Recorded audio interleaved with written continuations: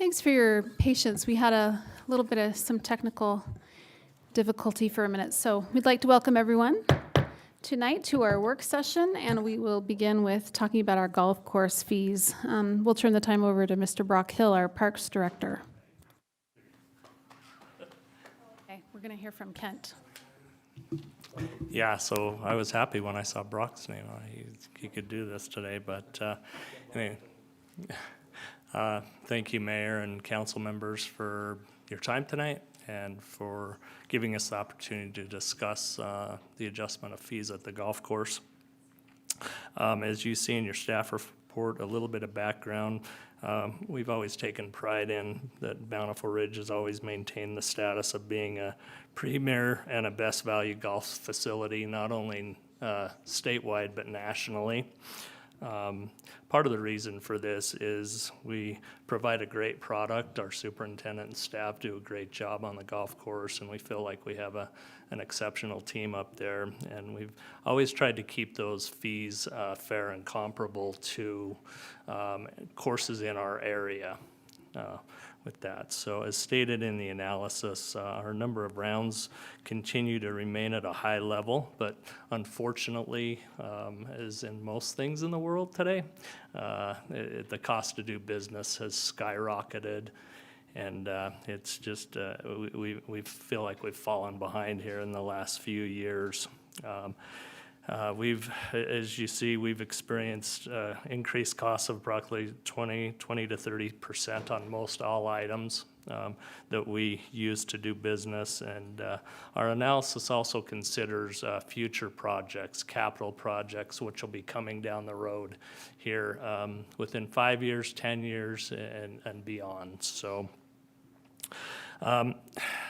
Bountiful Ridge, over the history, I've had the opportunity to be here for a few years back in the 80s and now for 21 years now.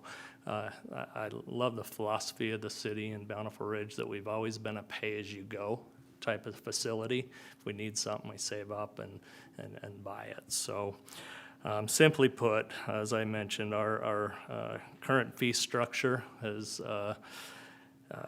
not kept up with our increased cost to do business and for those funds that we feel like we're going to need for future improvements and projects to the golf course.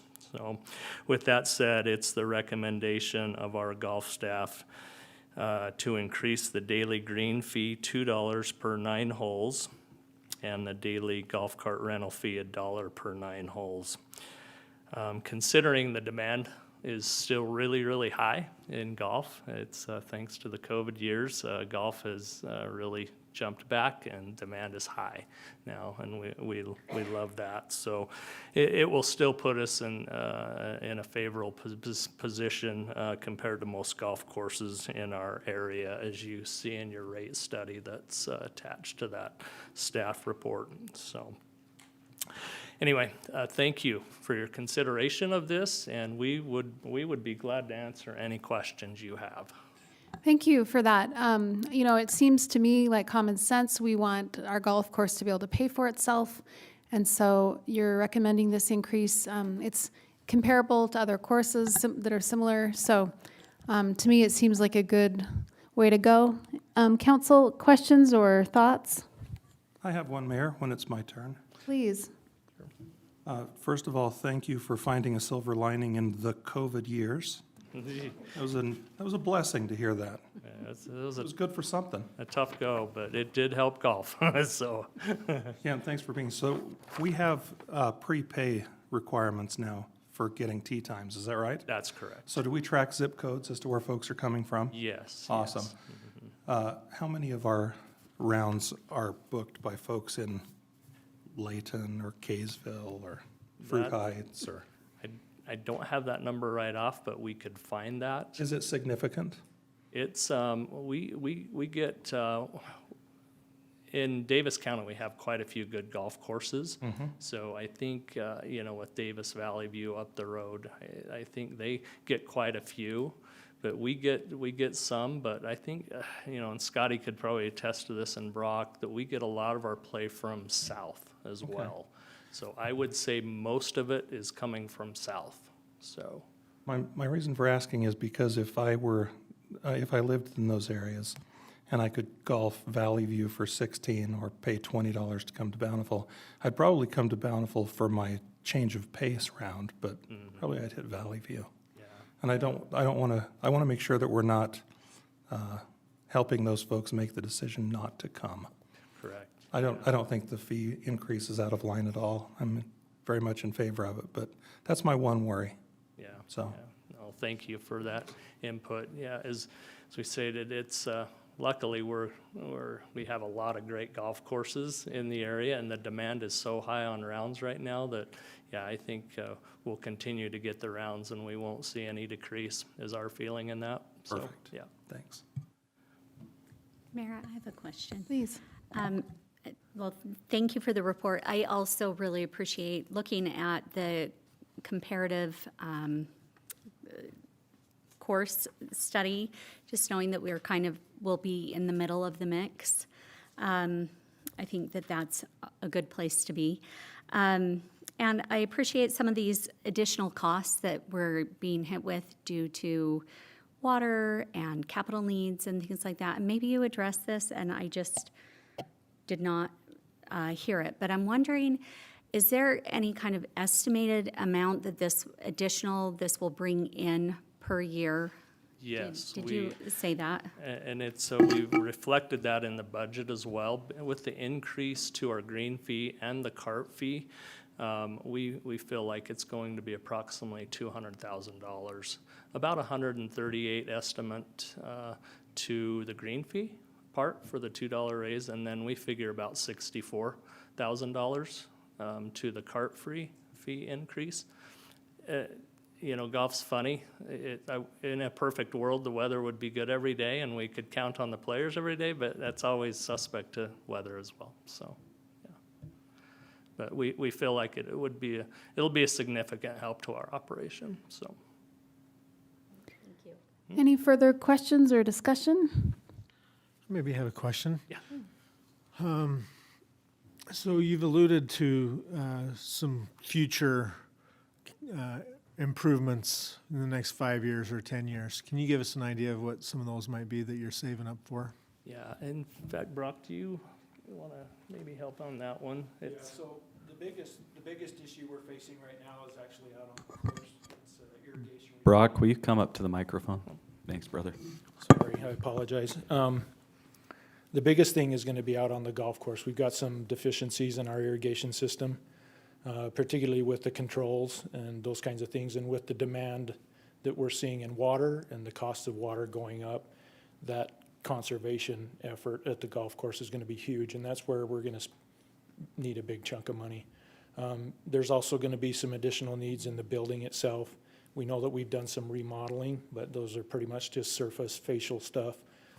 So we know that the HVAC system is aging out.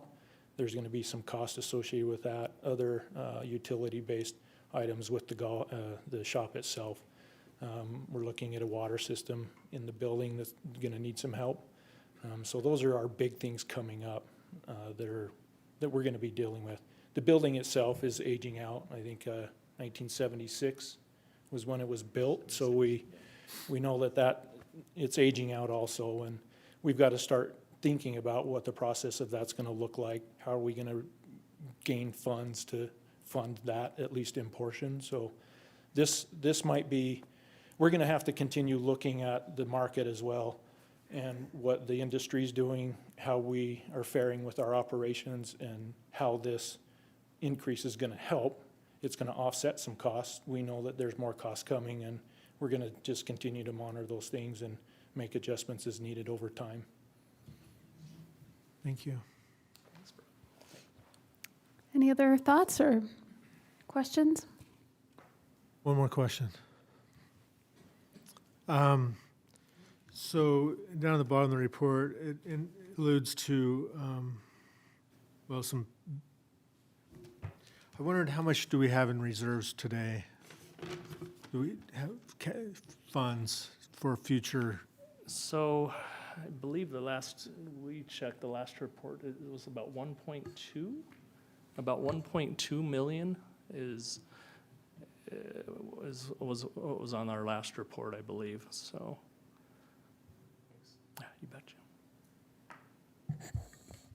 Can I ask another question? Because this is a work session and we're able to just kind of have a dialogue like this, I'm wondering, and this might be a better question for Brock, but I'm wondering if it has ever been considered. I know at Eagle Ridge, they've implemented a community advisory board where they're also an enterprise fund and kind of they give recommendations, and really it's staffed with all, experts in recreation and business, and just wondering if that has ever been considered, and I don't know if that's something that we would want to consider in the future. Yeah, that's a good point. You brought that up. In the past, it's been a couple of years since it's been in operation because we've had some of the folks on that board. We have members of the Men's Association and some members off of the Women's Association that have created a committee, a Greens Committee, whatever you want to call it. But we do have that in place. It's been a little defunct in the last couple of years, but certainly we're going to get that back up and running. I think that's a valid point. Thank you. That's it for questions from the council, right, on that? Okay, thank you so much. Thank you, Mayor. Thank you. We're looking forward to that item on our agenda later today. We'll now move to talk about our general plan, and where we left off last month was we were talking about if there is value to allowing duplexes, triplexes, fourplexes, et cetera, east of Orchard Drive. And it seemed like the majority of the council were not in favor of duplexes or triplexes east of Orchard Drive. And so that's kind of where we find ourselves with the starting place. So we just want to confirm that, and I'll let Francisco take it away, but that's something that I know staff wanted to confirm and then move forward as we discuss. That's exactly where we wanted to start. So thank you, Mayor. Just confirming that what we heard last time, that majority of council members felt that they indicated that east of Orchard Drive should remain without new duplexes. Is that what we heard correctly? So I see value in having duplexes or triplexes or allowing them east of Orchard Drive, but let's hear from the others. I'll just echo that. And I know that we've really talked about this ad nauseum, so I'm not going to give all of my points again. But I do think that adding housing typologies throughout the city, east and west of, or allowing for that through zoning, would actually add to affordability, contribute to the missing middle, and vibrancy throughout our city, bringing more young people. And as I read through the report, which I thought was exceptionally good, I thought the parameters that are talked about in some of the other neighborhoods that is proposed that would allow duplexes, townhomes, et cetera, I believe that some of the parameters that have been put around those ensure fidelity of a neighborhood for walkability, safety, and I think those same parameters could be employed east of Orchard Drive as well. And I'll leave it at that because I've already expressed, but I agree with the mayor. I think allowing more housing typologies east and west of Orchard is the right thing to do. I'd like to just better understand why Orchard.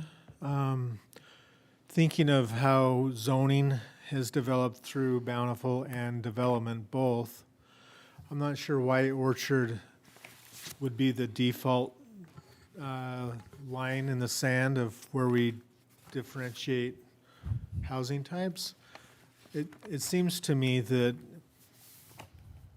throughout the decades, we haven't developed solely east or west of Orchard, and then all of a sudden zoning changed and we opened up west of Orchard.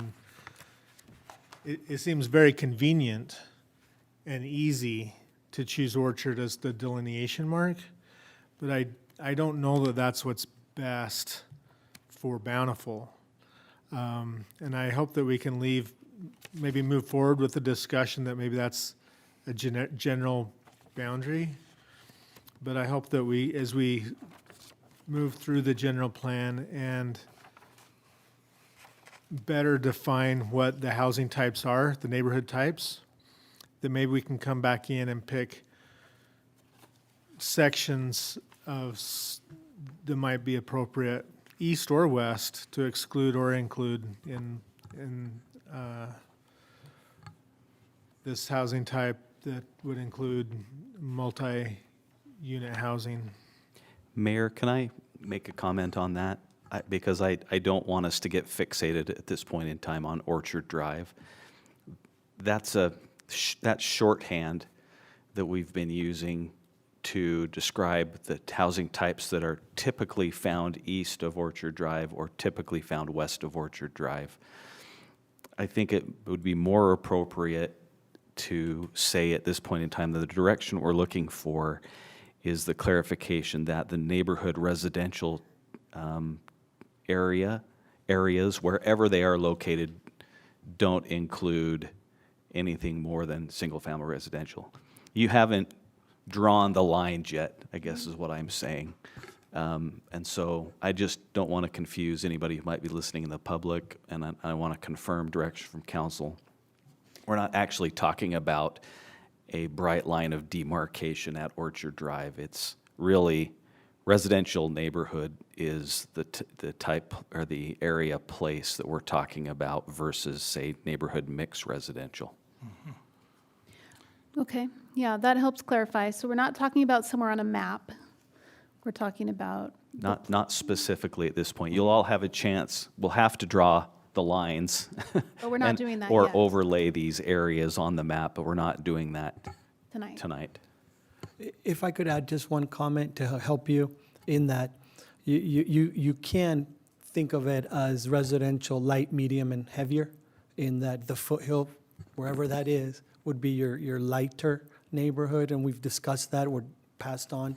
This would be your medium area, and then compared to your heavier residential uses, if that helps you in your determination. One thing that helped me was the stellar use of quotation marks around east of Orchard Drive and west of Orchard Drive, indicating just what Gary said, that this is just an easy designation for now, and we'll discuss where those types exist later. And again, just to restate, I'm happy to make it known that I think that east of Orchard Drive should be off limits to those new housing types. I'll chime in and state that I agree with Councilman Higginson and am even comfortable with our quotation marks here in the staff statement and the report. I think the bulk of our residential housing is already developed and shouldn't be lightly changed. Councilman Murray? I echo the same sentiment of protecting those single-family units that are already existing for that zone. Okay, do you have the direction you need for this Yeah. place type? Okay, then I think we can move forward with our discussion. So we simply would like to now discuss the residential mixed neighborhood. Did I get that right? Or no? Neighborhood mixed residential. Neighborhood mixed, light, medium, heavier, or this is the one we're talking about, quotations, This is heavy. heavy, thank you, or heavier residential uses. I do realize that there was a typo in the staff report where I left the word duplex out of this, I believe it was the third paragraph. That was probably my mistake on a copy and paste text from the paragraph right above. Our intention, we haven't had this discussion in the neighborhood, I'm butchering the term again, Amber, residential mixed neighborhood, is that? There was one other typo that I found, Mr. Astorga. You said that one neighborhood type was transient ready rather than transit ready. So I thought that probably all of our neighborhoods are transient ready, but we'll move on from there. I hope we don't find a third typo Thank you. throughout the. Oh, I'm the sure there's report. not. I didn't realize that one, but I do apologize that in this discussion for the mix, or as Council Murray indicated, the heavier residential area, I didn't mean to leave out duplexes, and that's where we're starting our conversation. And how do you feel in the policy that the general plan would have, that we would introduce duplexes, triplexes, multi-unit dwellings of scale appropriateness throughout the neighborhood within this area? Let me give you a quick issue, or this is the dilemma. In our current zoning, we jump from R4 zoning, which is approximate density of 4 units per acre. The actual minimum lot size is 8,000 square feet, which is 0.18 of an acre. And then we jump to RM7, where the minimum lot area is 1 acre at 7 units per acre. So we are looking at some sort of, I'll say, missing middle between a single-family dwelling that could be adjacent to an RM zoning designation, which could have a 7-unit apartment building right next door to it. And this isn't just staff. This is the results that we've had of the many different discussions that we've had with the steering committee as drafted by the consultant, in that at least through these efforts, there is some sort of an appetite to have these uses being brought back to the city. It was sometime after the 50s where we started separating these two residential housing types. And we do have here and there some legal nonconforming structures that don't fit in its traditional zoning code, and this is why we're having this discussion right now. So we'd like to follow the same pattern that we followed before, in that, how do we feel about the duplex in the residential mix? And I have the same old boring pictures or that we had on the staff report from before. I think Council Member Bradshaw, you have a question? I do. I have a question that would come before duplexes. So I'm on page 15 of your staff report. And we can switch and we could bring that up. I'm ready. So this is in the description for neighborhood mixed residential. And you start with the description of the primary residential dwelling types, and you start with single-family dwellings. I'll wait for you to get to page 15. And of course, I don't have the page number. It's Oh, thank you, thank you.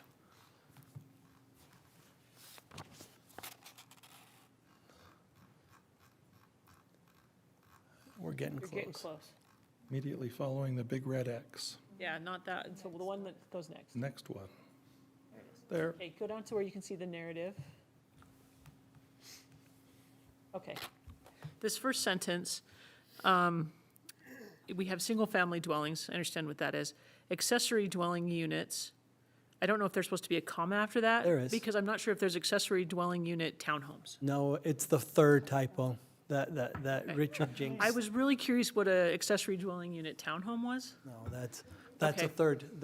that's a third typo, and please keep in mind that this is a heavily redlined version over time. That's, No. okay, And I take responsibility. that's good. It's like, a panda eats shoots and leaves. So then it takes me to my next question.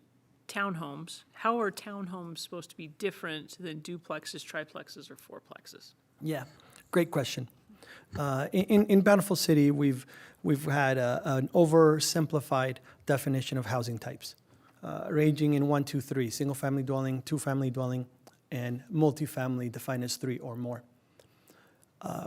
In researching some of our friends, specifically Layton and some of our other cities that they have some good development patterns, they further define a townhouse completely a different residential land use type than a multifamily dwelling. And And we would like to get a little bit more sophisticated than being too generalized in how we view our residential housing types. And this is why townhouses, this wording was brought or was included in the comprehensive general plan draft, in that most of the world looks at a townhouse development different than a multifamily. Do we have those, your new proposed definitions somewhere? Because I feel like that would be helpful to me understanding. I mean, if we're looking at the pictures in your staff report for this section, this one that's right next to where you have the different bars for the supporting land use types, am I to see that and think that's the definition of a townhome? Or is that a triplex or a fourplex?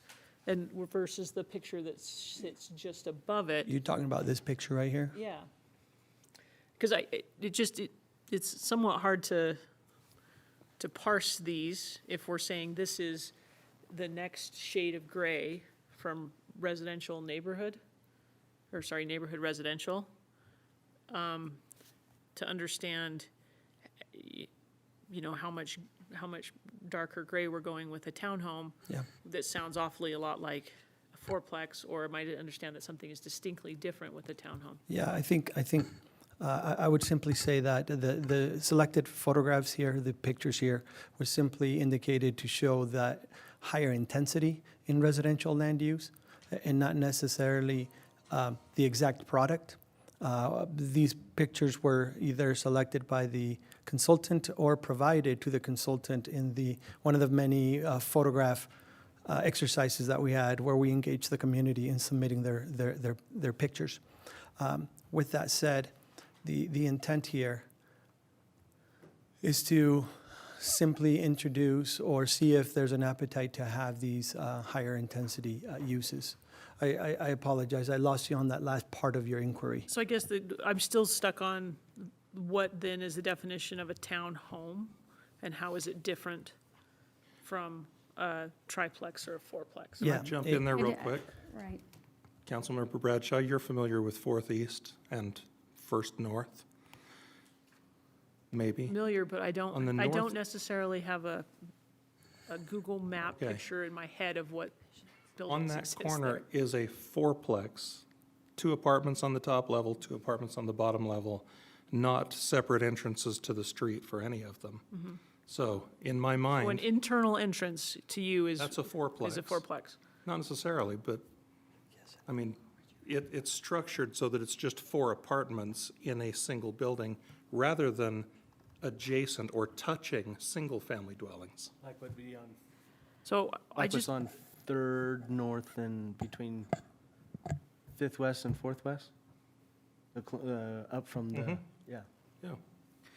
I mean, I'm sorry, but Francisco, is this addressed on pages 9 and 10, where there's a description of townhomes and how they are different, and that they have shared walls, they're sold as fee simple via PUD or condo plat, and so each is owned differently, there's an ownership difference, and I feel like at our last meeting about that's this, there true, was... there's an ownership difference?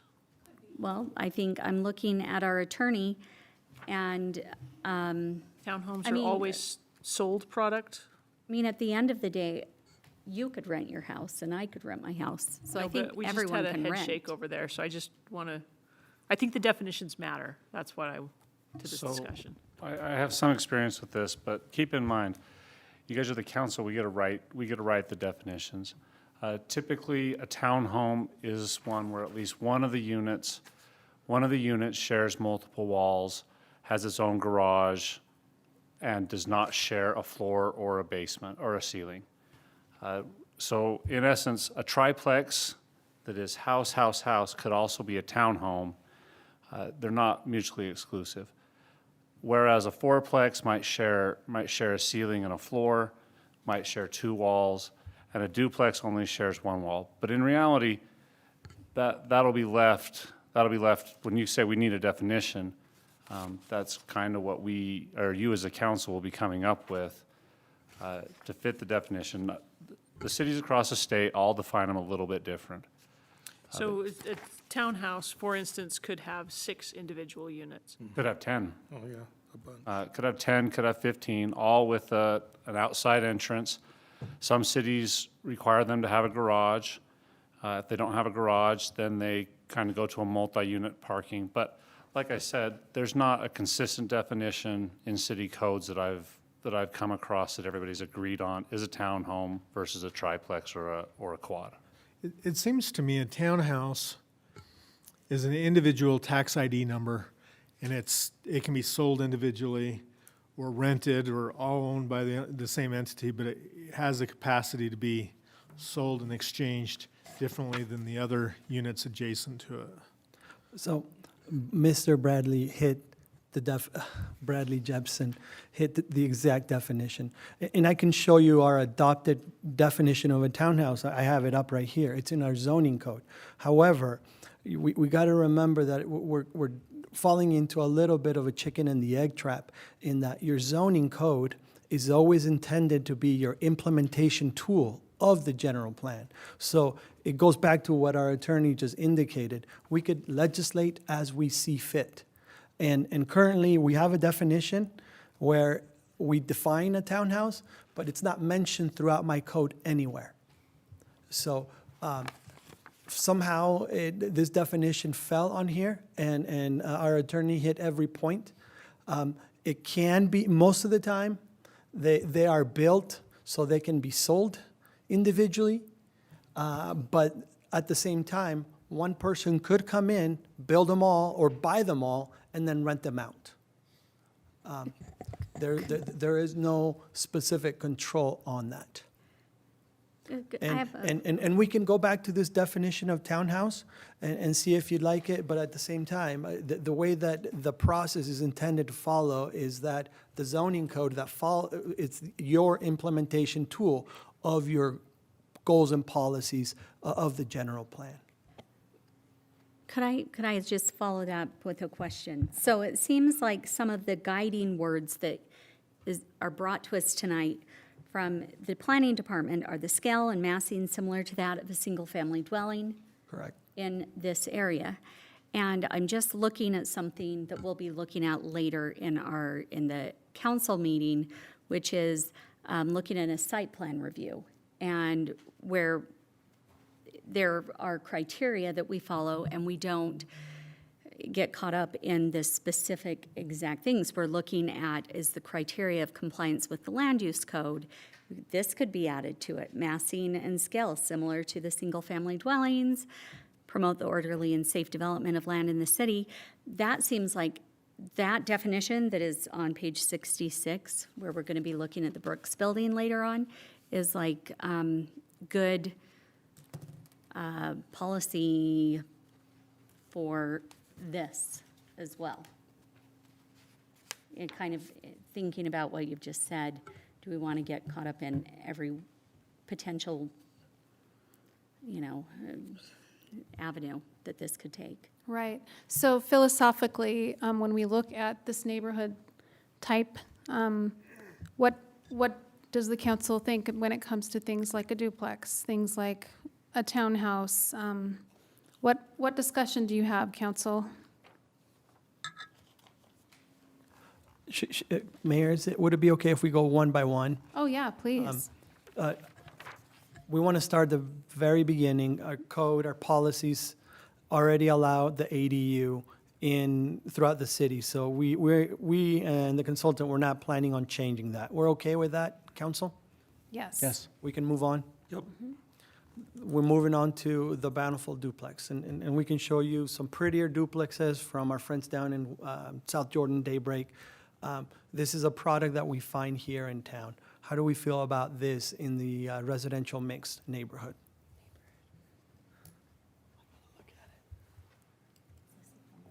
Council? Good? Great. Do you just want Got- thumbs up? We got thumbs up, majority thumbs up,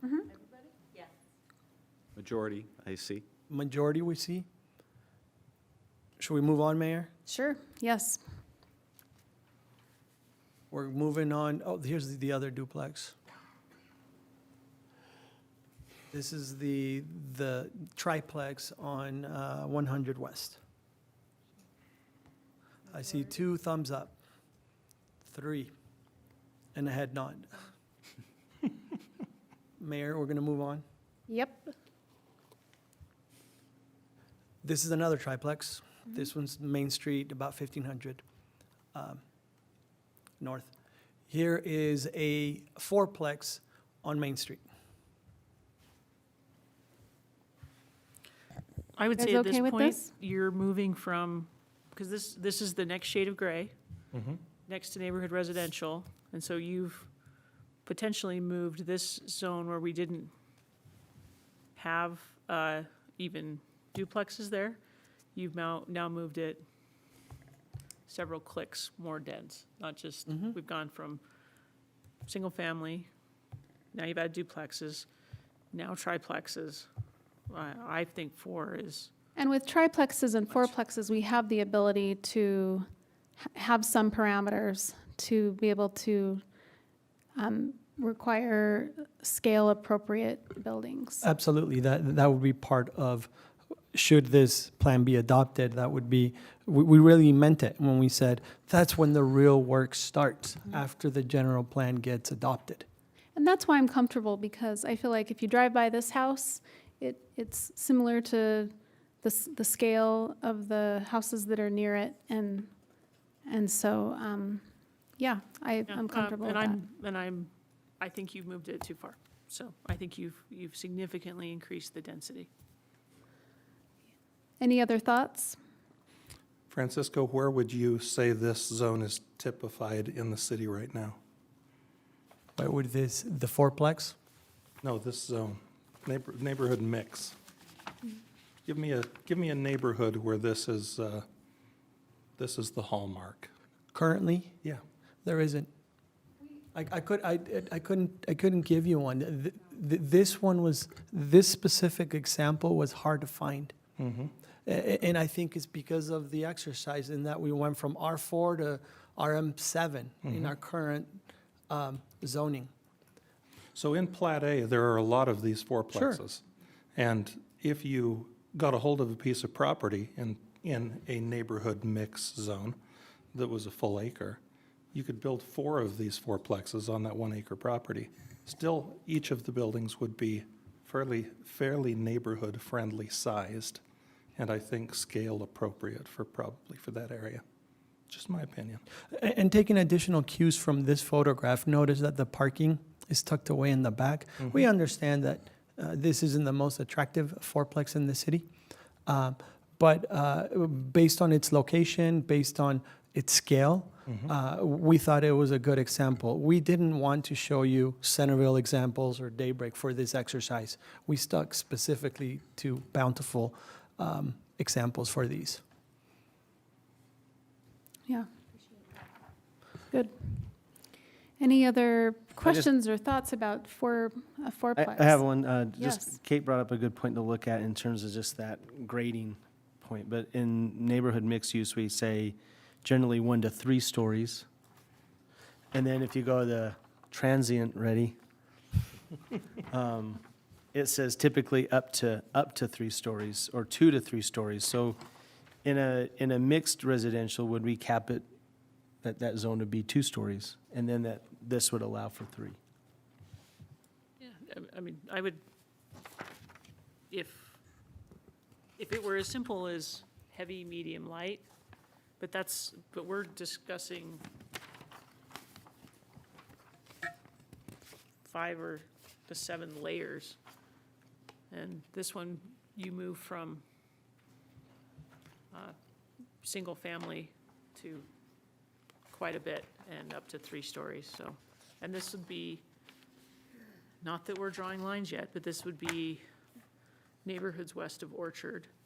And so there's definitely those that are immediately west of Orchard where fourplex would be a significant change, where you'll go, a block with complete single-family homes.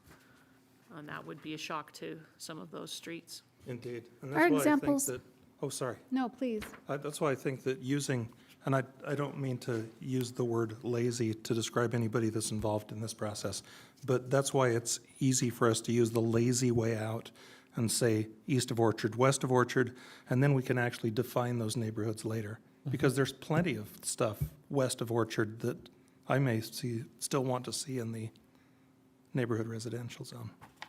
So, Do we have any examples? I don't see any examples of duplexes, triplexes, townhomes, fourplexes that are above two-story. Do we have any examples in our pictures, or are they all?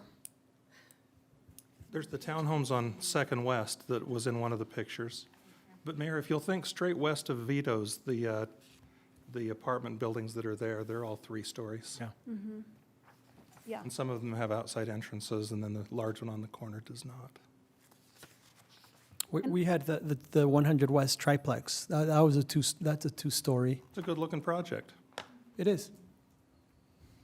And further, and these are all rentals, by the way. These are, this is the Ivory Homes, cottages on Main. This is a triplex with 22 single-family dwellings in the back. This is the one that, when we approved it, we did get a call from Ivory saying, wait, Francisco, we want to add more brick.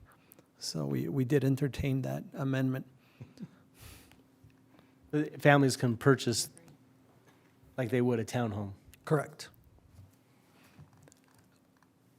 This one, even though we know it's a 4-unit apartment, it could be a PUD or a condominium where it could be separated into 4 units. Francisco and Mayor and Council, if I'm hearing some of what you're saying, it may be that we have 2 versions of the neighborhood mixed residential. That there's neighborhood mixed residential A and neighborhood mixed residential B, which would have slightly more intense uses. I don't know if that is something you would want to consider, if that's worthwhile or not, or if it's simply that anywhere in town, something more intense than a certain number of townhomes, for example, is inappropriate. But that is one way you could look at this.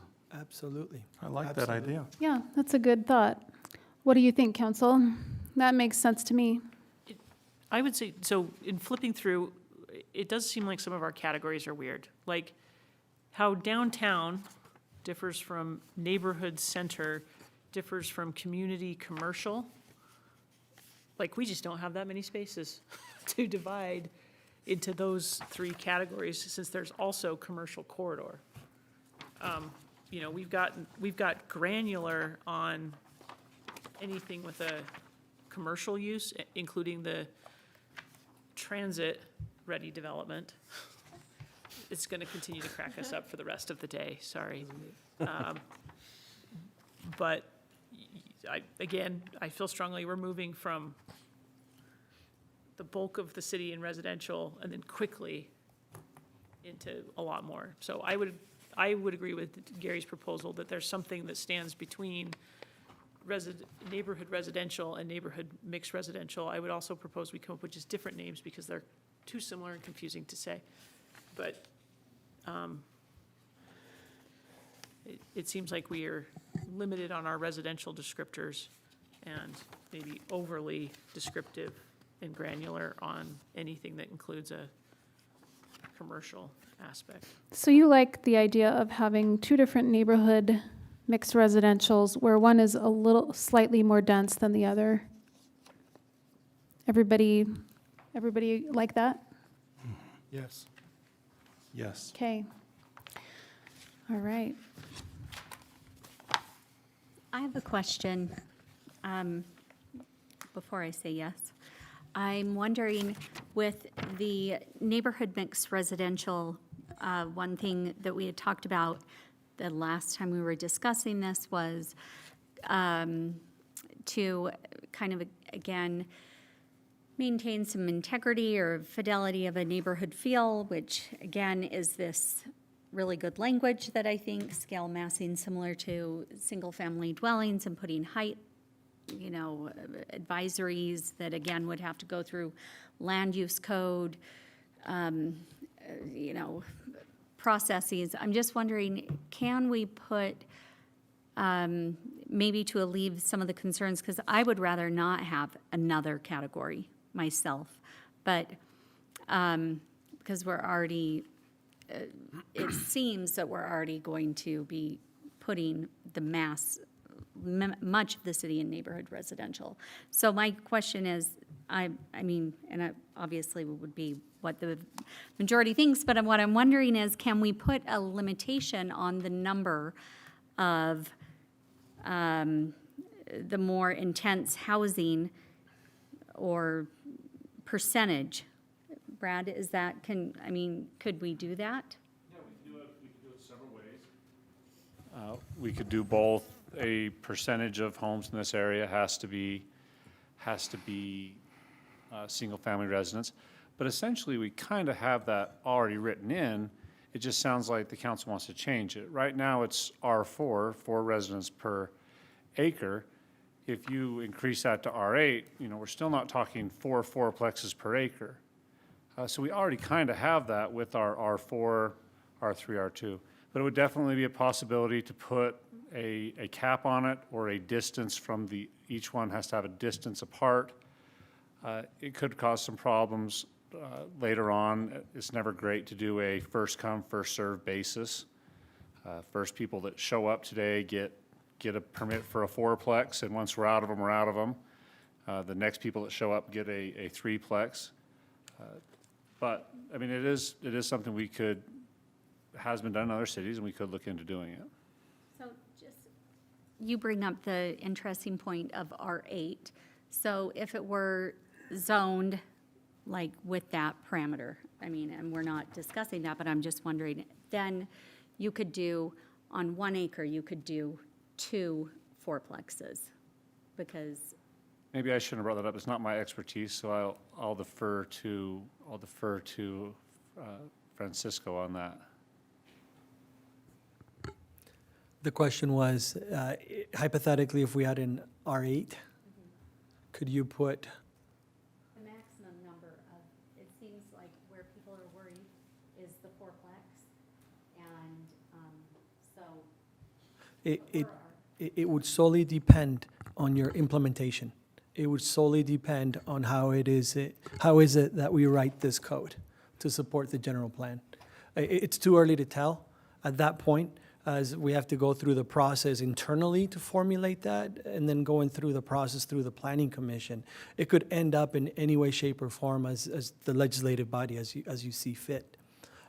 Right now, we've got hardcore policies, anti-duplexes in the RM, in that you cannot take a single-family dwelling, and even if you had the density in the area, you cannot take that single-family dwelling and add the other side, the other missing duplex.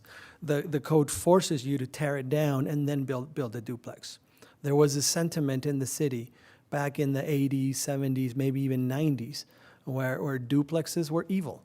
And we certainly classified them as such, or certainly made them very difficult to accommodate them, even if you had the density for them. I'm just sharing that information in that it all ends up of how we legislate for these policies. I do apologize if I'm being too general in my description here. But Francisco, essentially we're talking about two different things though. We have density over here and type of dwelling over here, and they will have to mesh in order to be a buildable lot. So even if we, like I said, if we change it to R6, then you couldn't have a duplex you couldn't have 2 quads on 1 acre. So we have both our density and our types of dwellings that are allowed, that are 2 different things. So our zoning, the R, whatever it is, dictates, I mean, unless we put that in here. No, you don't have to put it on here. When we come back to implement these policies, that's when we would decide. I don't believe that we have to put them in the general plan. At your disclosure, at your choice, we can be more specific, but it's intended to be general in nature. Correct. Correct. And we would specify all of those parameters and minimum lot areas and sizes and geometric features for a single-family dwelling or a duplex and any other category.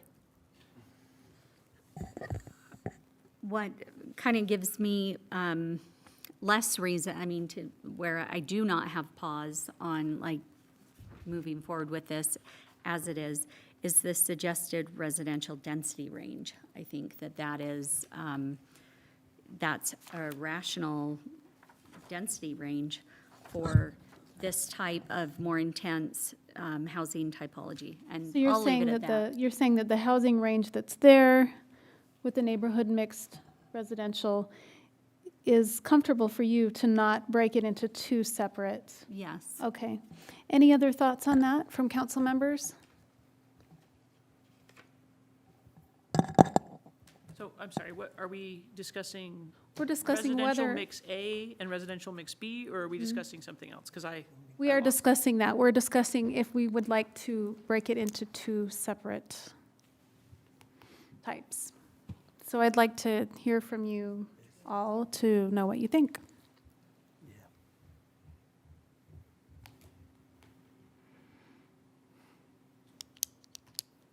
One of your questions was about height, and so, I mean, I could see that as maybe a differentiator, or, I don't know, but Jesse, did you have a comment? Councilman Bell?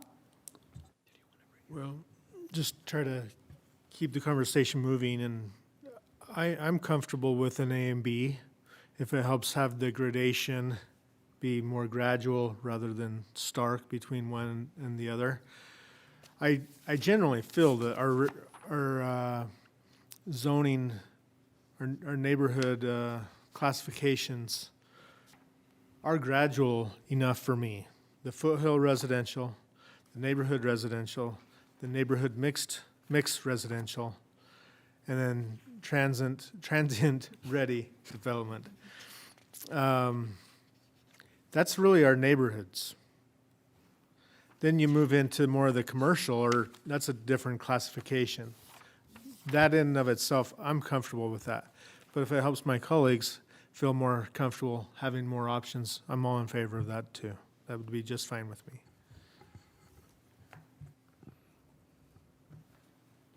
Councilman Higginson, Councilman Murray? I'm indifferent on the two. Because the densities are there, and so I think there's enough for us to play with within that. You don't see, you think it's just as well to keep it all in one?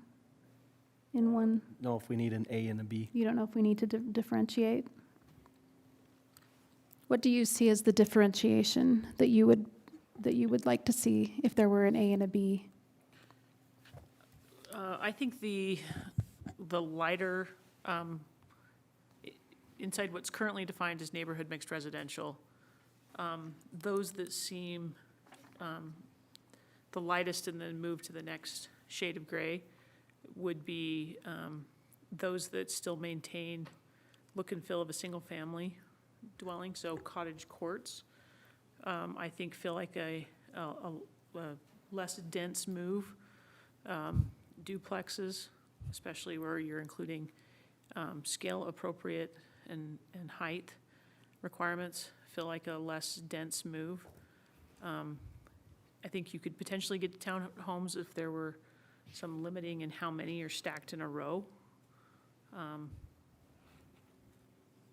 You know, the imposingness of the picture that's currently displayed versus the internal fourplex, those feel like really imposing blocks in a neighborhood versus, oh, go down, go the other way.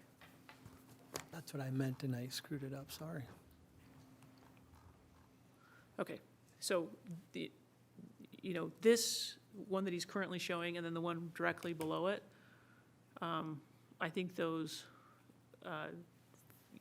those feel different when you're walking by on a street. So I would save a fourplex, townhomes that are stacking more than 3 side by side for a mixed residential unit B.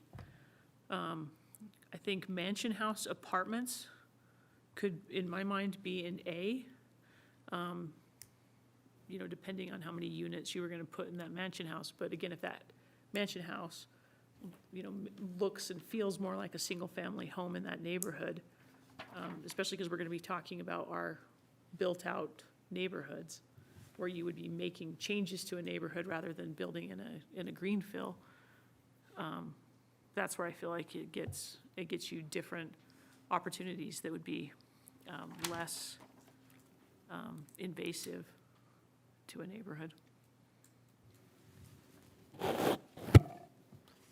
I'm not familiar with the mansion house apartment, but to me, just my simple mind would be, I can give you the an word example. apartment, the word The apartment avenues. to me would just say, take that out of mixed residential because it fits more in a transit.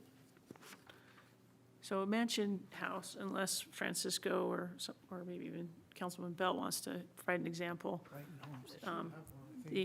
The avenues in Salt Lake have many of them where there were homes that were significant and stately, and then in different decades were divided internally into multiple apartments. My husband and I lived in one in our early years on First Ave and M Street. Yeah. None of that exists today in Bountiful. I don't know They that do. Mansion, they do. Do we have Mansion any? apartment? Brighton Homes, A mansion home? yeah. We would consider that the mansion, the mansion apartment home, right? I mean, we've got Brighton Homes on Orchard and 500 South. It's a 6-unit. That's like That'd be a townhome or a row yeah, that would be home. like a townhome or a sixplex. That's not, a mansion home has one singular entrance, to my mind, Oh. unless you can find me a, And that's why I asked that, because in my mind, that's an apartment. That would be, take it out of the mix and take out the word apartment and mix and leave it in the transit. and that one, you know, I don't, if I'm making up what I think are A and B on the fly, if, it would depend on how many units you were putting in Yeah. a mansion home. But what the characteristic I'm interested in is that it looks like and feels like a large, single-family home in a neighborhood rather than feeling like a massive rental structure, which is what I think the pictures that are currently displayed on the right and the left look like, and what on the right. And on the left, you have something that feels and looks more like a single-family home. And I just fundamentally feel like those are easier for a neighborhood to accept when you're getting a redevelopment use in a neighborhood where there traditionally was a single-family home, and somebody has bought homes, torn them down, and replaced a use in a neighborhood. Because we are largely talking about redevelopment of neighborhoods, not greenfield, brand-new developments where it was raw dirt beforehand, is how this will play out in our city. So, just following up on that, so I agree, I love the designs of the triplexes on the left-hand side. They're great. And they do feel like you could, I mean, we all know where these are exactly in town. And I would dare say, top right-hand picture, I've lived in a fourplex exactly like that one. And as you drive by that, it does actually feel like it's nestled in that neighborhood, weirdly enough, even more so than the really great design on the left. And I think, but that being said, it seems like I just want to clarify, it seems like your main concern are the fourplexes, but do you feel like with the restrictions that will come, or the parameters with the whatever it is, R8, R whatever, that will come, I know we're not talking about that today, and this language that is new, this scale and massing similar to single-family dwellings, do you feel like that will not address or alleviate the concern? So on the townhomes, I'm concerned that stacking 3 feels like it takes up the same space as a triplex, but getting beyond that, I think it starts to feel very dense and very imposing a neighborhood. So I don't feel as comfortable with this language going beyond that. 'Cause we're- So that's where you would draw the line if it was up to you Yep, if I were about queen for A a day. versus B. And so what about that townhouse on the, not the townhouse, sorry, the fourplex on the top right? Would that also not feel I comfortable would put to that you? in B. I would not put it in A. Okay, And the townhouses below it, if you lopped one off, if it was a threeplex? yeah. But Okay, again, this is if Kate were designing on the fly and subdividing this into parts A and B. okay. That is how I would start to gradually move the density scale, so it didn't feel like it was a shock for a redevelopment project inside an existing neighborhood. Can I muddy the waters a little bit and put Francisco in the hot seat? So state code does not allow us to get very involved in the design of a single unit, a single family home or a duplex, but it does allow us on a threeplex and fourplex. State code makes, yes, absolutely right. State code makes no mention of what we can restrict regarding anything that's a triplex or above that. So we can do through the legislative body as we see fit for materials, densities, dimensional requirements, roof pitch, you name it. We can dictate what is So- required. I like much of what my colleague, Councilmember Bradshaw mentioned is when we see a 3 or 4-plex, say we permit it, if a 3 or 4-plex came into a neighborhood, it's likely going to be replacing a single-family home. Sure. And so I too am very sympathetic to what that might do to the homes that have been there, the residents that have been there, maybe for decades, or even 2 or 3 years. They still, moved there because of what that neighborhood felt when they purchased a home. But if we could better control what that mass and scale and appearance would be of, say, a threeplex or a fourplex in that neighborhood, I feel like we could put some controls on it to mitigate it to where it could coexist comfortably, in my opinion. That includes parking in the back, adequate parking. It includes where doors are located and height and windows and the pitch of the roof, all those things that can help it fit into the neighborhood. And maybe it's even the material. Maybe it's brick or a certain siding or hardy board or whatever. A porch. Those things that we typically think of in a single family home that we don't see in a fourplex often, very often at all. That's where I'm more comfortable than maybe my colleagues are. But I really, truly believe we've got to be moving the needle more in our housing options and not removing what I fear I'm hearing is that we're scared of what might happen, so we're going to take the option away altogether, and no developer, no homeowner, no property owner has the right to do a 3 or 4-plex. That scares me, because I truly believe that we need additional housing, and we have an obligation to provide additional housing when it doesn't destroy the fabric of the current neighborhood. That I don't want to do either. But I do believe we need more housing. We're having kids. Like, we can't just say we have 40,000 people today and we're not going to be anything more than that in the future.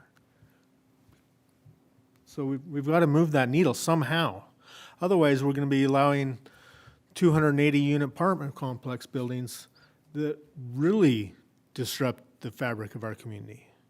If we can meld this in throughout and disperse it throughout, we're so much better off, I believe, than for traffic and utilities and on, when we can disperse that. This might sound like a bad analogy, but I'm going to say it. There's a saying that says the solution to pollution is dilution. You dilute it. I'm not saying 3 and 4-plex units are pollution, but in a way, that's how it's being viewed. That's how a lot of people view it. But I don't think we're looking at 3 and 4-plex units. I think when we think of them, we're thinking like a 40-unit building, high density.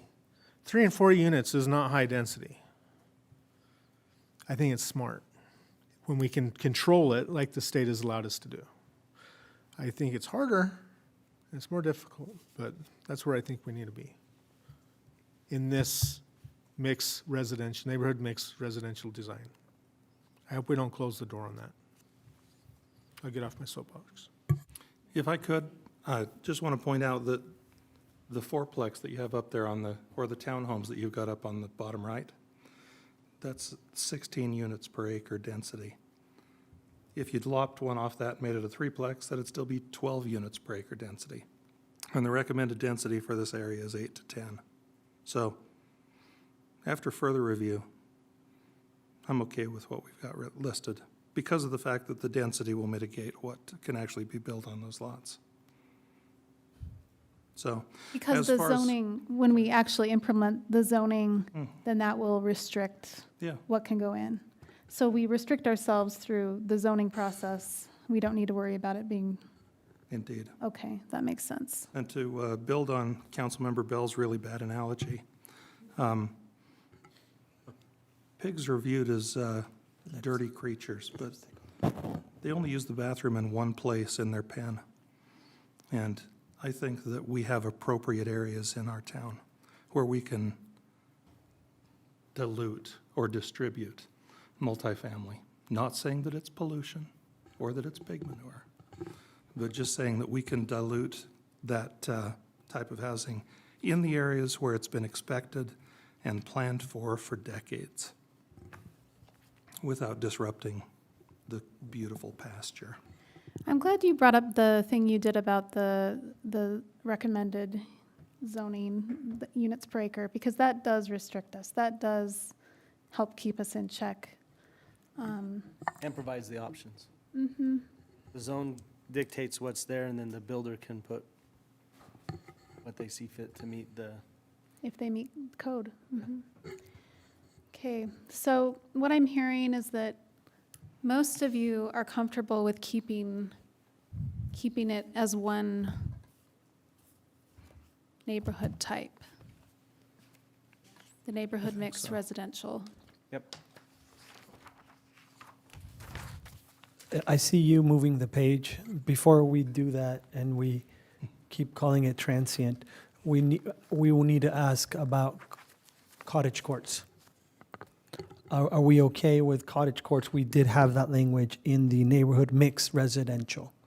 Are we okay with that? Yes, I think, in my opinion, I mean, to Councilman Higginson's point, I think that they're already going to be restricted to the code about what the density is, and so I'm comfortable with cottage courts, but I'd like to hear, what does everyone think? I think they'll never happen. Can I get on one soapbox like Councilmember? I was Bell did? just thinking the same thing, though. Well, they won't happen. I mean, it's great as a PUD, you cluster the housing together and then you have open space in common, et cetera. That's great. The problem is not anything that we're talking about today is likely to happen on any significant scale in Bountiful because it just doesn't pencil with the real estate stock that's available. We're nearly built out. We're going to build a cottage court. We understand the comments. I do have one interested person that's here tonight, interested in this concept. Maybe not so much 12 units as we see in this example, but maybe a smaller, 4 or 5 units on a smaller lot. But do we want to remove that option from redevelopment efforts throughout the city? No. Do we want to offer that solution? Yes. Yes. Can I offer another solution? Maybe one of the ideas that we look at long-term is that we really do reduce lot sizes in multiple zones, but especially in this type of zone. You know, maybe there are quarter-acre lots downtown that would make a home for, or a site for 2 nice homes that are scale appropriate and neighborhood friendly and hopefully owner occupied. But right now, an 8,000 square foot lot minimum makes it so that that quarter-acre lot can't be 2 homes. So, anyway, Amen. just a thought. Yeah, that's a good point. Thank you. Do you feel like you have direction? I do. We can move on to transient. Transit-ready development. That was me. I liked it. Thank you for pointing it out.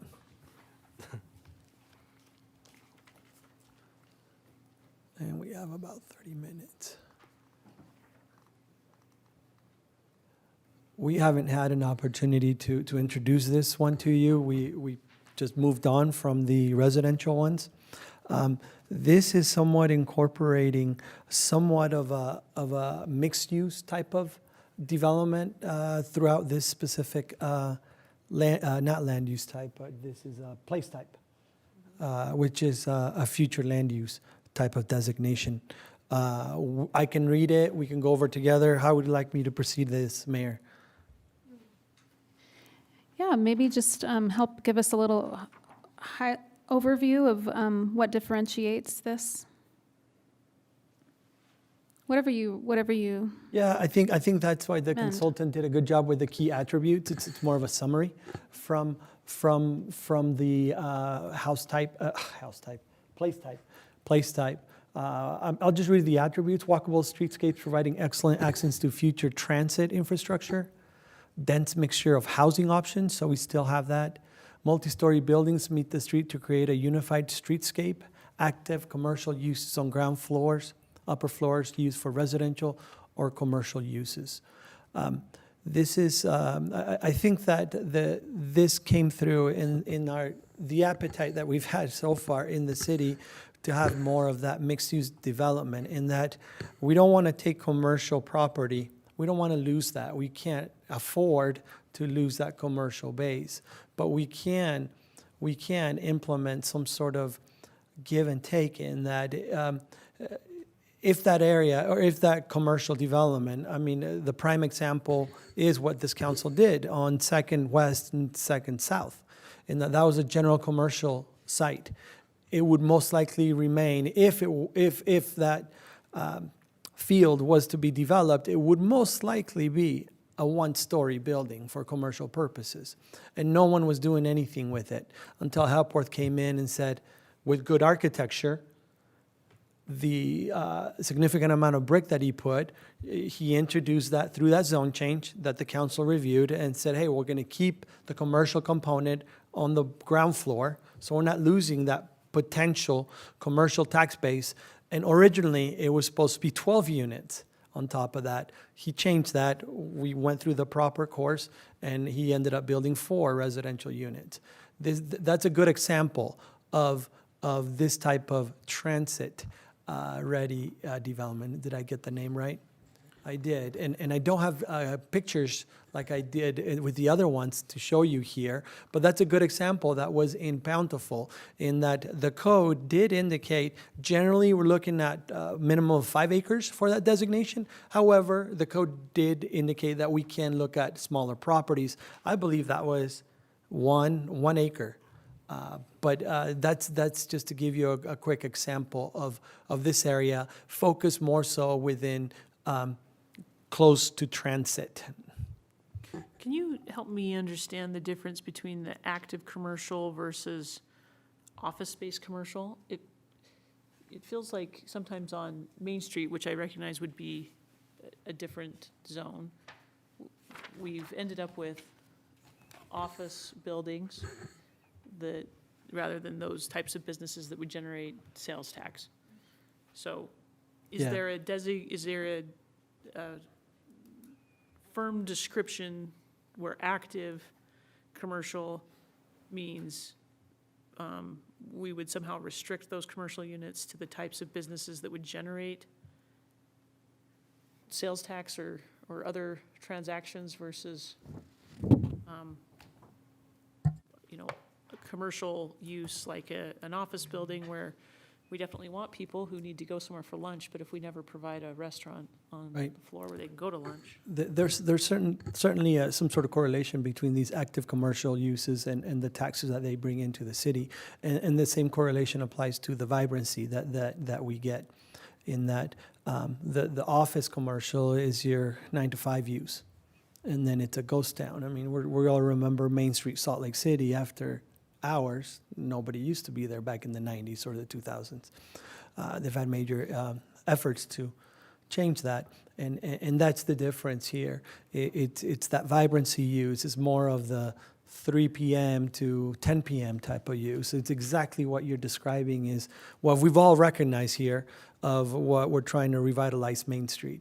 Again, different, just like you indicated, different zone, but the same principle applies. I really like your thought there. And when we get to the Main Street, well, yeah, we No, I want to won't. make sure in this zone, though, that is active the right word? Is that ensuring, is there somewhere where that someone doesn't say, well, you know, my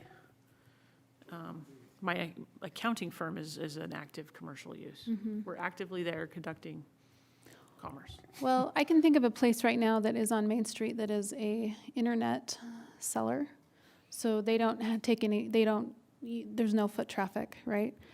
That could be done in a basement. That could be done anywhere. A real estate office, for Right. instance, Yeah. isn't the active. And so that's, I think this is, because we're putting this near what will be our BRT line, and, you know, a higher residential density where hopefully because of that density, we're attracting a certain type of commercial. I think the ways we're describing the commercial uses on the main floor of these structures is important. And if the staff feels like active is getting us those, I'm just going to call them broadly sales tax generators, There you go. primary sales tax generators, then great. But if not, and it's going to generate us more of a service industry commercial use, then I would like to make sure we change that wording. So that those service commercial is on the second floor. We can, if the council would like, we could change active to vibrant, and we can remove services from that sentence. I think where we're trying to get to here is that we didn't hear much of an appetite for office use because of the effect of COVID, and furthermore, the technology and fiber that everyone has, that there's a lot more work from home, and we didn't hear that Bountiful wanted to become a huge employment hub. We didn't hear that. We haven't heard that from council and even the commission in the joint meetings. But at the same time, we didn't want to. We felt that it would be okay putting them upstairs, and we can do the same with the services, if necessary. So we can beef up this language. It's a good point. Yeah, I think it's important consideration. So I don't know that we want to be overly, prescriptive. I mean, sometimes if it's a hair salon, it's a service, but that does create foot traffic. Or if it's a workplace, that does create foot traffic of, employees coming and going. Or so I don't know, but I like the idea for sure. It's an important concept. Any other thoughts? I'm okay with the language as it is. I think it's pretty descriptive and kind of gets across the ideals that we're reaching for here, the aspiration. And I think this is, the idea that this is going to be on transit lines, BRT, knock on wood. This is going to be a really vibrant area of where this happens will be vibrant because the people will be moving. And if you build it, it will come, I believe. And with the aspirational language, I feel comfortable with it. And I think it does kind of describe it enough. And I agree with you, Kate. We want things that are those sales tax generators. But at the same time, you know, if somebody is building a great project that we're excited about and it brings housing that's affordable, and, you know, most leases are for these kind of spaces are a year. So I don't think that you're going to be, or many are, you're not going to be set in stone with a, you know, one use over another necessarily. I think as areas become more vibrant, the uses to vibrant uses that are amenable to that foot traffic, restaurants, et cetera, will come, I hope. Yeah.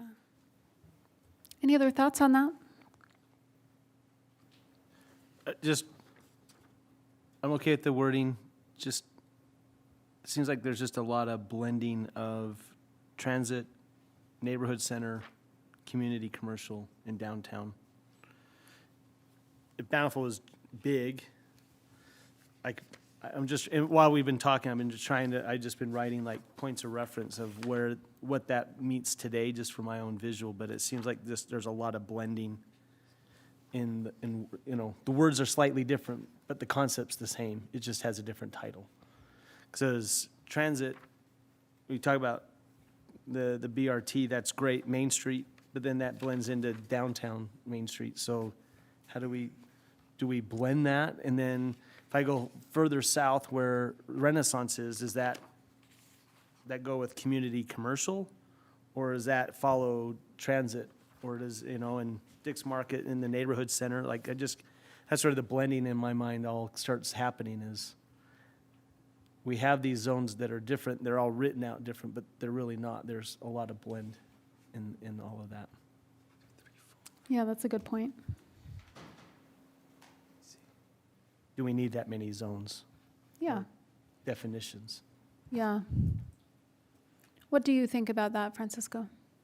We can, if council, if we have a consensus with council, we can certainly look at the blending and see if there's see if we have a recommendation from staff to remove one or more from the category. I would have to think about it a little bit more, to be honest with you. And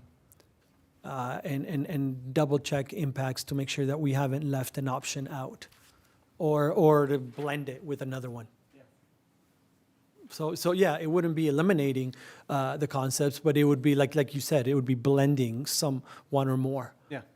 Yeah, not eliminating, just. So I don't feel comfortable doing it on the fly. I would have to further think about that. Maybe if there's like a few that you feel like are very similar Correct. or something, but yeah, that's great. ChatGPT, help you blend it. No. I just want to follow up. I actually don't mind all the categories that are currently existing. The neighborhood center kind of reminds me of the area that we just did some work on Orchard and 1500. That seems like one of these walkable neighborhood nodes. I can think of a few other areas like that where they are just, I love that word node because it indicates that it really is kind of limited, but, you know, but could be in the heart of a neighborhood. And the community commercial, when I see that, I think that's 500 South. And commercial corridor seems like our side of 500 West. So I'm like, even though there's quite a few, it seems, and downtown is what it is. So I don't mind them because they do all seem to have a specific purpose. Good comment, yeah. Anything else before we move on? So we're good with lots of commercial definitions, but not lots of residential. Just checking. Okay. Any other comment on this one before we move on?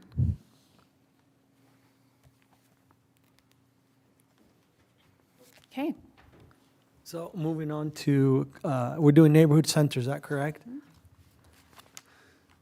Low-intensity commercial uses with some mixed use, smaller scale structures to match scale of surrounding areas, creates inviting walkable destinations for nearby residents with non-autofocus site design. I think just like Council Member Murray indicated, perhaps there's an opportunity with this and the other one.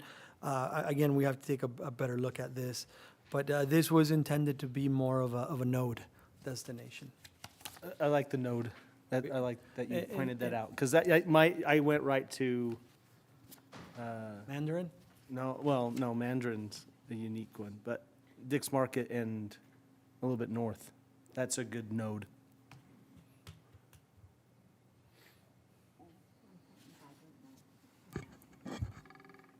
When Swinegers left by the Mandarin, it became a unique node. true. Okay, good. So looking at these key attributes, anything you want to talk to us about on this one, Francisco? No, other than, we talked about the node component. This one, the range and the height, it would be a range between 1 and 3 stories. We felt that would be appropriate. I'll be here, no, you could just simply answer questions, unless Amber, you got anything to add? What are you thinking for parking with the third bullet point of non-autofocus site design? Are you thinking this area designation would need a change in our current parking standards? No. Or No, it's a design feature intended to hide the parking. so you- It's not, so it's not. that phrasing you want to mean parking is behind the Correct. structure? I think that was the intent of our consultant. Can we say it- that differently? Because I looked at that and I thought you were changing Parking? parking No. requirements and Charging and stations? ratios. If you meant park behind, then I'd rather we find some way to just say that the building sits at the front and, The intent is to hide the park, is not to have a different or a separate standard for parking. Doesn't it say somewhere that the building meets the street? The building's on the street, essentially. The one before, I think. the one before said Oh, that's that, this one transit ready. doesn't. That's why I thought this was about lowering parking standards. I like Councilmember Bell's with rear-loaded parking. But again, if it's a node close to residential area, you don't necessarily need too much parking because you'd want to promote walking Walkability. and all of that. Maybe that's a point, I just wanted to understand what was meant by the bullet point, if that's what is supposed to guide someone as they're looking at this and saying, does this fit this neighborhood, or am I asking, for the zoning to be changed to neighborhood center, does that get me a parking reduction? We need to know what that was intended to mean. Yeah, good question. Any other questions or thoughts on this? Just one comment, if I could, Okay. to the young lady who has the child here. Those are the best sounds that we will hear tonight, so please don't be uncomfortable if your baby makes noises. Yeah, Thank you. thank you. Okay, we're moving on to the next one. Community center and community commercial. Oh, my goodness. At least I spelled it right. Mid-intensity commercial uses, mixture of urban-style developments along prominent roadways with suburban-style development behind. Limited residential uses integrated above or behind commercial uses. Looks good. Even though we're not laying it out, I think it's implied or where this might be.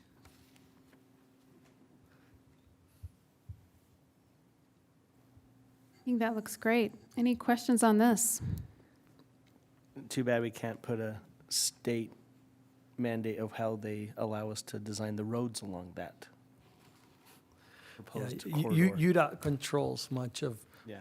where these place type would be placed. And they're always expanding, always. So, Just to go to Matt's point, aren't we, or Lloyd, the UDOT road just goes to 300 or 400 west? Second West is the answer. Oh, On Fifth South, it's second west. okay. Is that the same on 400 north or, no? 400 north, it goes from the freeway to the intersection at Main Street and then makes the turn north to Centerville. So east of that intersection is a city street. but Highway 106 continues to be a state road, right, as it continues northbound?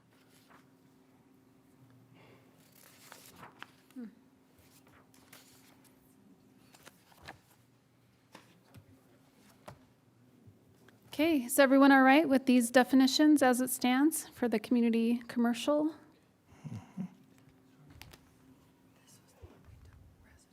Okay, are we ready to move on to the next one? Okay. On to commercial corridor. Commercial corridor, high-intensity commercial uses, suburban-style retail centers located on major arterials, limited residential uses integrated above or behind commercial uses, and limited industrial. I think we meant to take this one out. We've had policies in Bountiful that we don't want to expand in the in the industrial world. I think the consultant had a hard time understanding that as we shared that with them several times. That's why we got the X. Oh, I didn't move the page. That's why we got the X up here. We should have removed this last bullet point. We've got some industrial uses throughout the city. Great. They could continue to be there, but we don't. We didn't feel that we needed to expand on becoming a more of an industrial community. Our friends down on the west get to provide that. And I'm getting head nods on that industrial determination, so my bad for having that fourth bullet I point on tried to that. find where we could put an Amazon fulfillment center in Bountiful, but it just didn't work. Well, I had a question about that. Because in that same bullet point, there is a warehouse use. And to me, I don't know, is that really what we want also in this area? I think the issue that we have is the industrial. That's the real issue that we would have, and I think you agree with me on that. Flex office, the office with the warehouse is a good use and it does work. There is some sort of appetite for that. Definitely not for a storage facility. We've had issues with those in the past, and they're currently not allowed, and we didn't get to hear that from our steering committee and our surveys, so we simply wanted to remove industrial, I guess, from that sentence. And simply, we could keep it limited, flex office, warehouse present, or just flex office, warehouse present on that last bullet point. What would be an example of this? Do we have some in our city right now that we would call flex office warehouse, that are warehouse? Just On north of the Fifth state West. liquor store. Fifth- Riley's flooring, Yeah, right next to, behind Bangor Sterling's. Accounting used to be an old carpet warehouse. Neighbors, Culvers, they back onto Culvers, those are all, the new, it's in the front warehouse with a big garage door. the new John Hepworth townhomes on 200 North, right behind those, there's a whole row of office warehouses. And there's another one that was well done in Bountiful and Fifth West. It was another Hepworth project. Fifth West and what, south? Like 1,000 south by the Stout Construction Building Oh, yeah. Company. Oh, Those beautiful are very buildings. nice. Beautiful All buildings. brick, Yeah. all brick on our side, not Woods Cross, obviously. The flex office space warehouse, I think I would say keep, but if we can Keep it find a limited. way to make sure it's the right size. I think an Amazon fulfillment center is not what we're looking for, but somebody who has some product that they're packaging and shipping out of a smaller size warehouse where their commercial, either their like commercial little showroom or their office is right there in the front. Seems like it would be appropriate in this zone. Yeah. But maybe there's a way to give that some fence post by a description of kind of the scale and size of a flex office warehouse. I like that. I would love to see a little bit of scale and sizing language, just so we know that we're not going to get a fulfillment center. So I think we could get there by this new language. I removed industrials and I changed it to limited flex office warehouse present. That limited allows us to control the size. Yeah. Do you mean limited in the number of them total, like there can only be 5, or do you mean limited in it can be 2 stories and X square feet? Either way, both of them. Not either, but both. We could, when we come back and write the code, we can make that determination as to whether we want 1 per 500 square feet, limited that way, or, and we could also make that determination of how we can limit its size.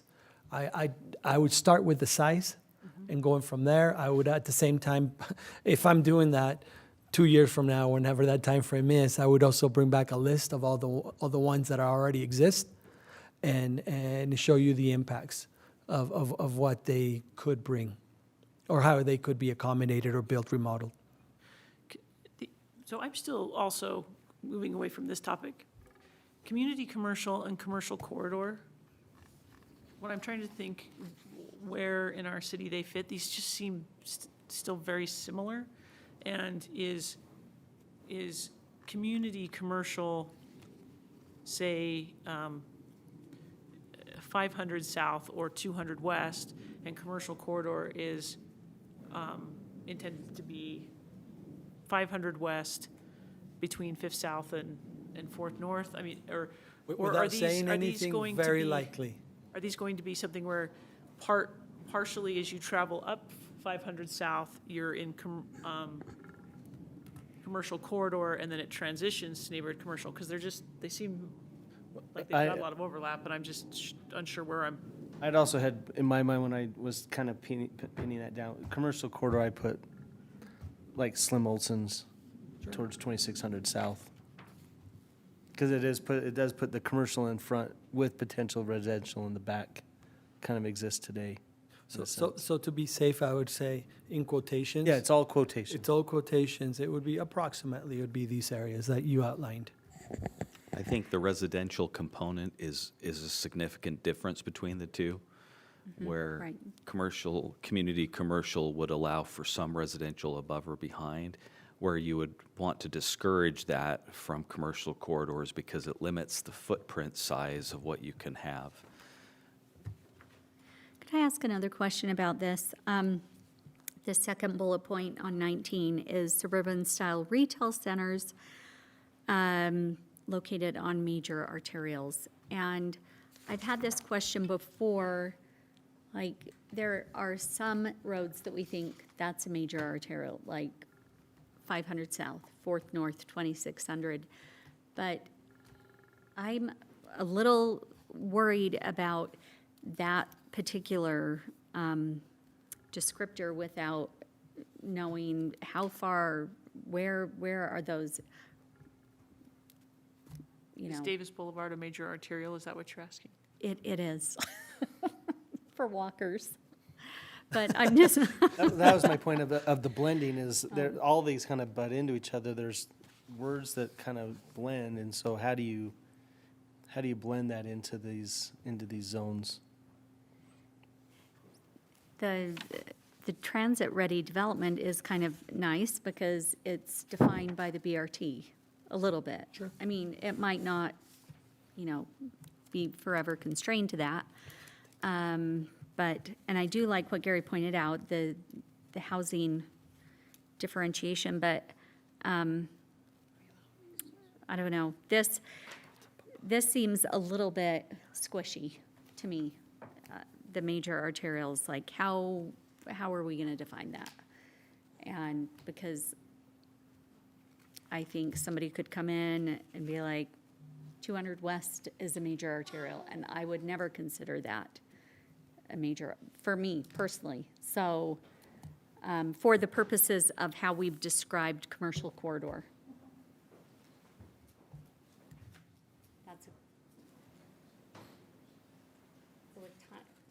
With time waning, I feel a little unsettled about that definition personally, or lack of definition. I think that what the consultant intended to be here, knowing that these locations would be on, mainly on state roads. I don't know if on major arterials is even necessary, to be quite frank with you. But it does help us kind of picture what we're talking about. And there are, I mean, I guess, in my mind, I feel comfortable with it because I feel like these things are, we still have yet to identify these place types on a map, but we will. And so at that point, then we'll be able to be more clear on what that really means. But any other thoughts Is about there- that, or? Is there some engineering road descriptor that is more helpful to us?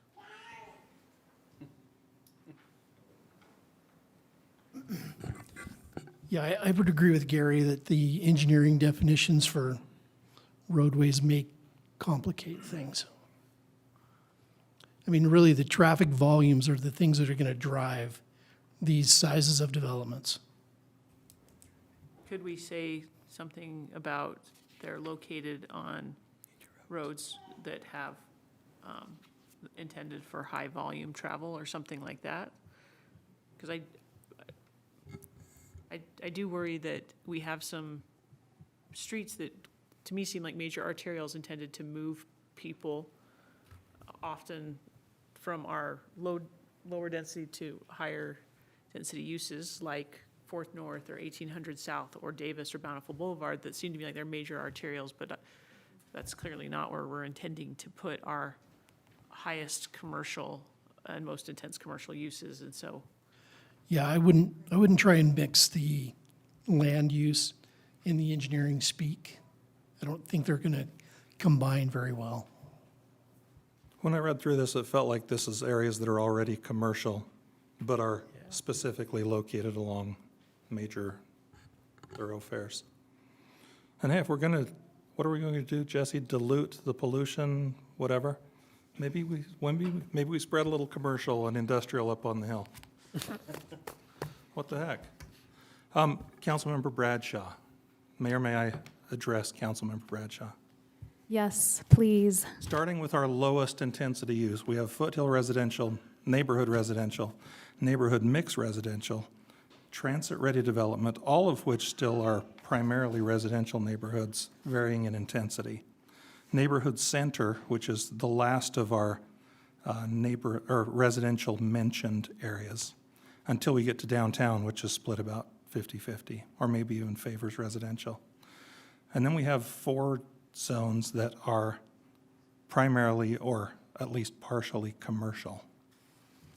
So I think we have more of a gradient going from very low intensity to high intensity than, So I hear your point and disagree with it. Okay. Because in Foothill neighborhood and neighborhood mix, we don't have any commercial. Those are residential zones. Indeed. Starting with transit-ready development and then moving forward, all of those include a residential commercial mix.